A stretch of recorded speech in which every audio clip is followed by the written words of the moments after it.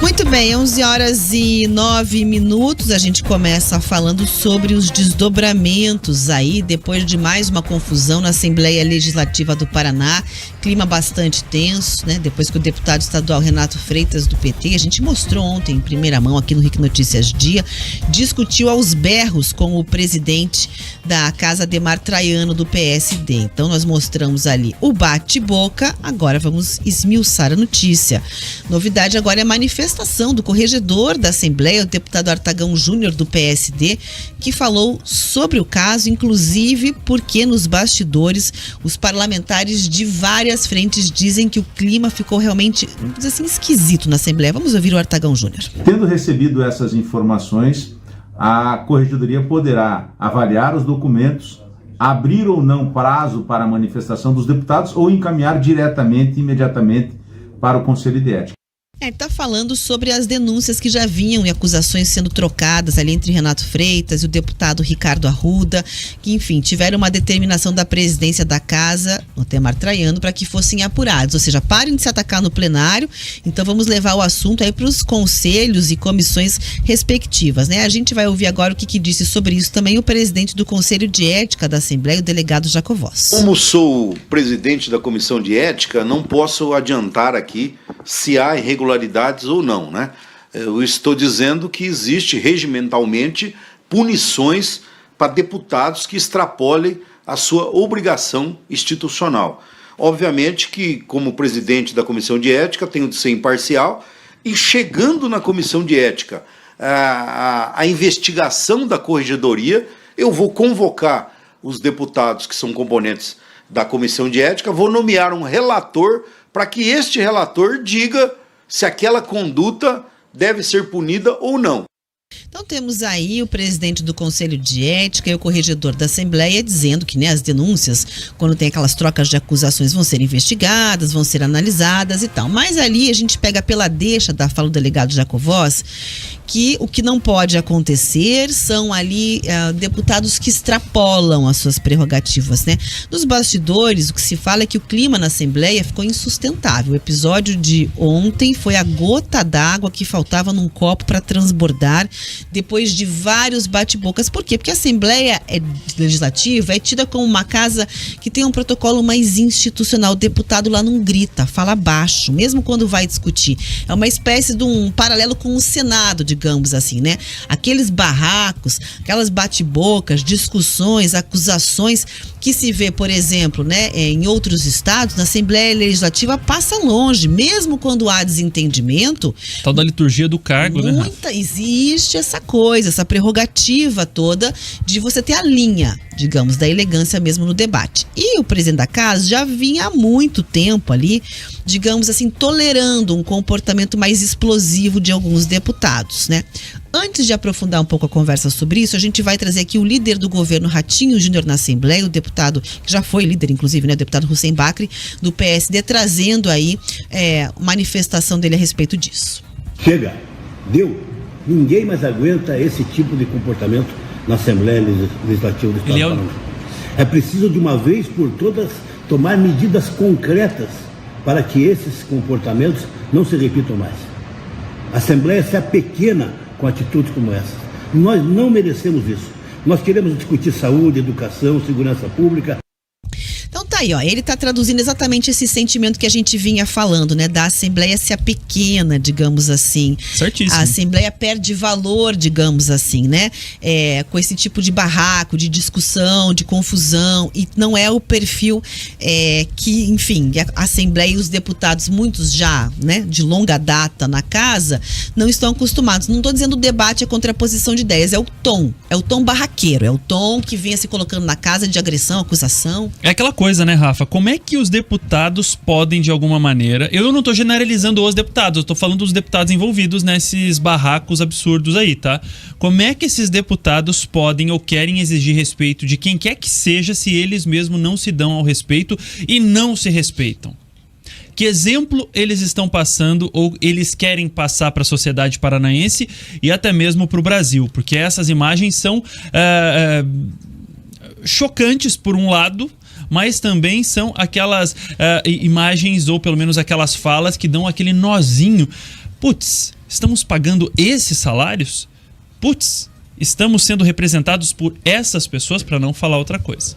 Pois é, ninguém é contra a divergência de opiniões, contra as diferentes ideias. O negócio é o tom. Debate produtivo. Exato, debate produtivo, ou que seja de marcação, de ponto de vista, mesmo que seja para pontuar politicamente apenas. A questão, porque muitos faziam uso da tribuna, obviamente, para colocar lá suas bandeiras, né, eleitorais e tal.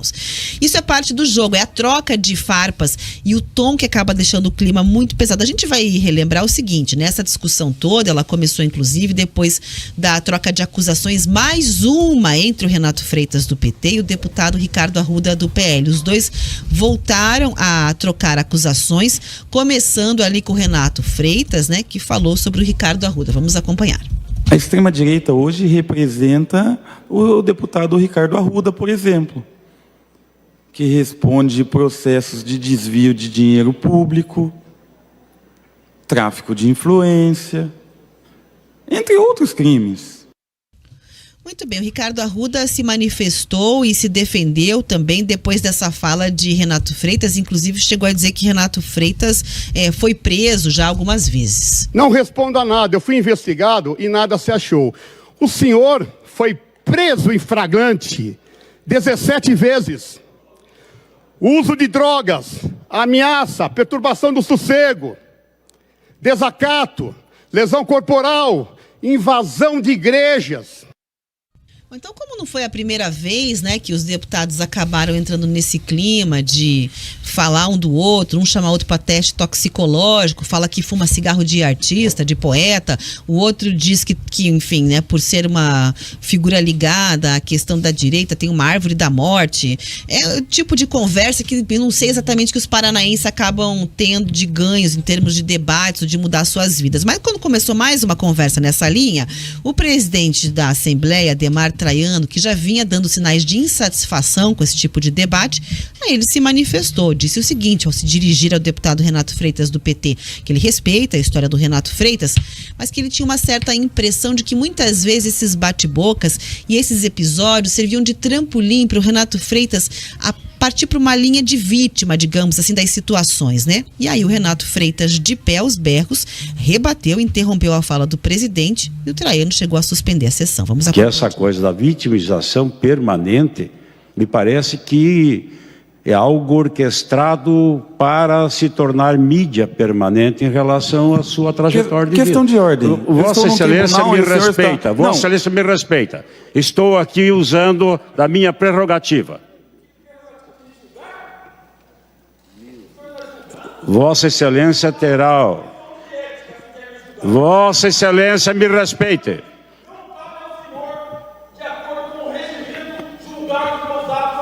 Eu não estou julgando os seus atos.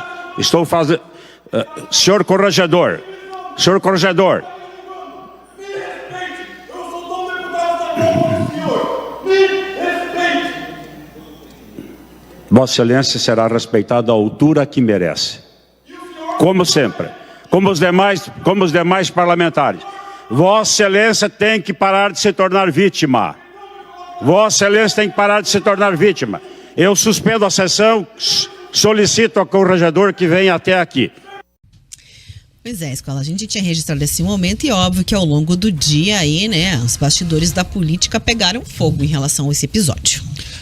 Rafa, olha só, o deputado Traiano ali, o presidente da Assembleia, ele disse que colocou nas mãos da Corregedoria. Artagão Júnior tem como uma grande responsabilidade nesse primeiro semestre, colocar para andar esse processo. Tudo bem que existem prazos, existem regras que ele precisa seguir, mas a Corregedoria decide, passa para o Conselho de Ética, que vai aí sim votar se houve ou não quebra de decoro parlamentar. O que a sociedade paranaense, o que nós eleitores paranaenses precisamos é de uma ou algumas respostas em relação a esses casos. O que não entra na minha cabeça é como que dois homens adultos, porque chega de falar que esse é moleque, aquele é moleque, enfim, por que dois homens adultos não agem como homens que são, sentem na sua sala de reunião, no seu gabinete e resolvam esse problema que eles têm de cunho pessoal, que não agrega em nada no debate político e no debate de desenvolvimento do nosso Estado. Chega de usar o plenário da Assembleia Legislativa a seu bel prazer. Essa turma aí, ela parece que não entende qual o real papel ou qual a sua real função dentro da Assembleia Legislativa do Paraná. O presidente Traiano, ele deveria intervir como interviu e fez o seu papel. Ele precisa colocar ordem para não perder o controle da Assembleia Legislativa nesse seu novo mandato como presidente que começou agora em fevereiro. Chega de deputado lacrador na Assembleia Legislativa do Paraná. Nós queremos deputado trabalhador.